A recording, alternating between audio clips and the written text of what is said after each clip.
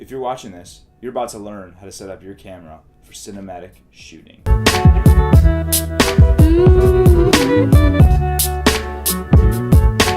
What's up, guys? It's Jake Gisler, and this is a how-to with Jake. The way to set up your camera for cinematic shooting is simply taking the camera that you own, and you're going to want to know a couple things here. You're going to want to know your shutter speed, you want to know your frame rate, and you're going to want to know, well, basically just those two things.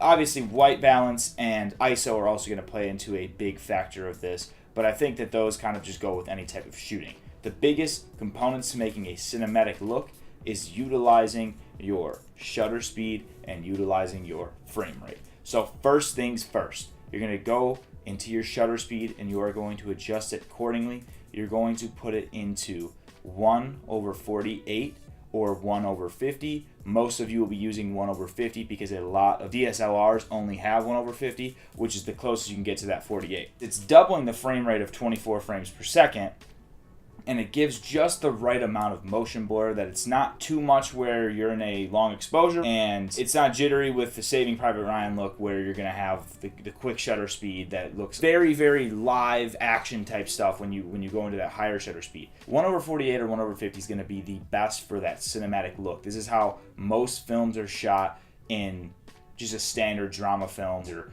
a romance film where there's just basically not a lot of action, I guess you could say. I think action films tend to not shoot in 1/48 and 1/50 anymore. I think that they usually utilize that Saving Private Ryan look, which is something I love to use for music videos, but that's for another video. So once you have that 1/48, you want your frame rate to be in 24 frames per second or 23.987. I think it's 987. It might be 967. I can't even remember. It's crazy because I always shoot in that, but I don't remember what it is right now. So I'm just going to put it out there. If you are trying to shoot a film in 30 frames per second or 60 frames per second, you need to stop right now. Do not ruin your film with 30 frames or 60 frames per second. It's not supposed to be that way. It is not supposed to be that way. Don't let anyone tell you that. Don't let anyone argue that. Stop them right in their tracks and tell them, hell no, you're not doing it. Shooting 24 frames per second or 23.967, 987, whatever the hell it is. The masters of cinema, the people who know everything about cameras, will tell you this.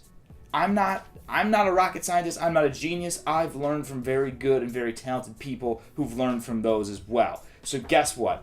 Do not listen to anyone that says shooting 60. You're going to shoot in 23.987, 967, whatever it is, and 24. Those are the settings you need to have in order to get this to look cinematic. Honestly, those are like the main things that you need to shoot a cinematic looking piece. Obviously, there's a lot more that goes into shooting cinematically, whether that be camera motion and knowing when to use the right camera motion and getting the right type of angle or right type of shot.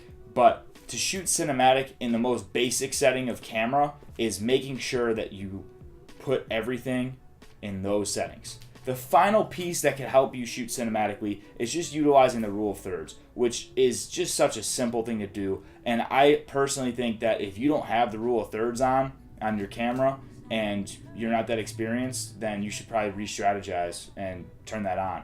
I recently took it off, but that's because I've gotten so used to using the rule of thirds that now I can actually eyeball my camera screen or monitor and know what the rule of thirds is and where I should be framing people. So that is what you need to do. You're going to want to put everything where the lines intersect on the rule of thirds. So the rule of thirds comes down like that, and you're just going to want to put everything in those rule of thirds, whether it be on the top right corner or the top left. You want everything to kind of make it because it's the most pleasing looking frame. All right, guys, thank you so much, and I look forward to seeing you soon. Please subscribe below so you can learn more about the equipment that I use, all of the other things that I know about filmmaking, because I happen to think that I'm quite the nerd, and you're going to learn a lot. So please subscribe below.